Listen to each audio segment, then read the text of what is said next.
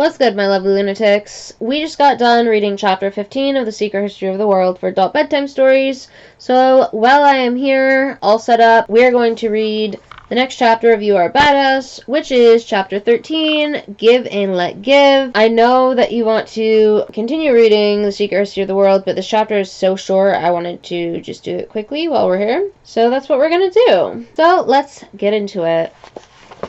Chapter 13, Give and Let Give. It is one of the beautiful compensations in this life that no one can sincerely try to help another without helping himself. Ralph Waldo Emerson, American poet, essayist, visionary, giver. One day while driving somewhere with my family, we stopped off at a store along the way and told my niece, then 5 years old, that she could get herself a little something. She came up to the register with a 6-pack of orange Tic Tacs and charmed her way into getting the whole thing instead of being told to put it back and just buy one. So we get back in the car and I ask her if I can have a pack. My only intent to teach the greedy little piglet a thing or two about sharing. Of course, she says, and hands it over. She then asks in her itty-bitty 5-year-old voice if my brother and my mom want one too, and hands them over. My niece then takes her remaining 3 packs and places them on the seat next to her in a pile, saying, "And when we get home, this one's for my brother, this one's for my sister, this one's for my mom." Then she sits there with none left for herself and smiles, more excited to give them away than she was when she was told she could buy them for herself. She shot a confused look at my brother, Stefan, her father, and he mouthed back, "Freak." When Stefan and I were her age, we were cherished nothing more than the tortured cries of the other. He set my gerbils free in the backyard. I stole his Halloween candy and ate it, piece by piece, sitting on his chest while he screamed. Who was this saintly creature in the back seat, and where did she learn that? As my niece so clearly understood, giving is one of our greatest joys. It's also one of the most fearless and powerful gestures there is. And we trust when we live in an abundant universe and allow ourselves to give freely, we raise our frequency, strengthen our faith, and feel awesome, thereby putting ourselves in flow and in the position to receive abundant amounts in return. When we are in fear, we hold on to what we've got because we don't trust that there's more. We pinch off the energy we're scared to share,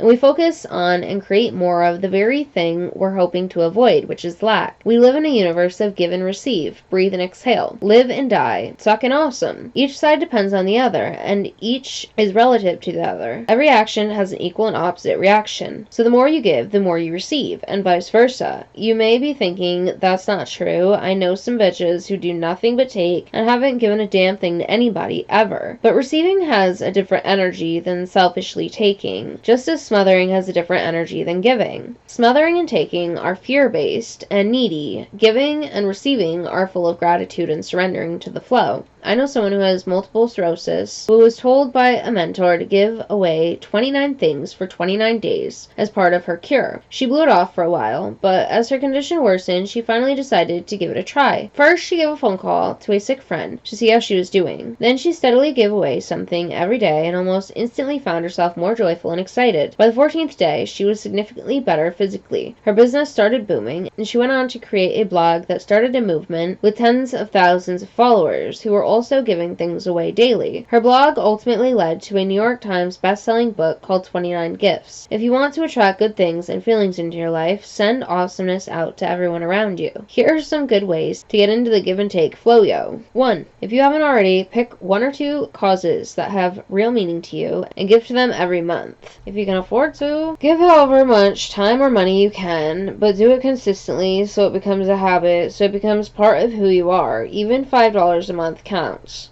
Yeah, alright. I mean, this is 3. 2. Give one of your favorite things in the world away to someone who would totally love it, and if you can, do it without them knowing where it came from. 3. Leave $1 more than you normally would every time you tip. Or 10. Now that I know. Basically, on the tipping thing, like if you can afford to tip, get your food for takeout. You know what I mean? Don't take up a table and have someone like work for free and basically pay for you to be there because they have to tip everyone else out based on you being there. Can you tell I've been a waitress? 4.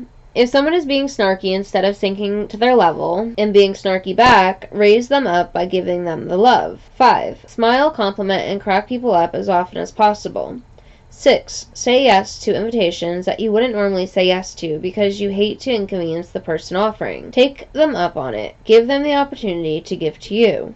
7. Stop and feel in your body how great it feels when you give and receive. Raise your frequency and expect more good things to come your way. 8. Love yourself, and everybody benefits. And that's how short this chapter was. So the next time we read You're a Badass by Jen Sincero, we will be on chapter 14, Gratitude, the Gateway Drug to Awesomeness. Boom. Alright, my lovely lunatics, thank you so much for being here. I am very grateful for you and appreciate you abundantly. Until next time, goodbye!